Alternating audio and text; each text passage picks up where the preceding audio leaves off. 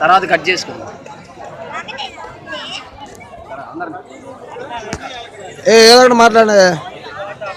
అరే this is Appala Apparao.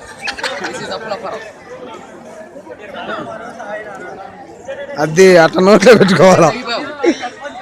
అరే చిడతలు, అప్పారావు.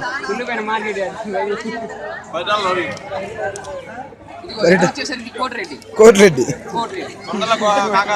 ఏదే మొహన్ చూపినాయనా కోటిరెడ్డి కదా. అయితే అన్ని